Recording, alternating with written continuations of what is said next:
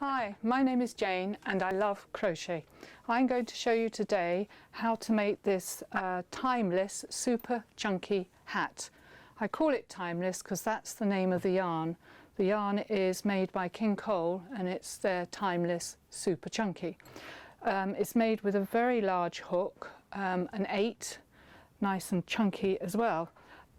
So I'm going to tie that really tightly in the middle and tie a knot without loosening it too much. In fact, be all fingers and thumbs now.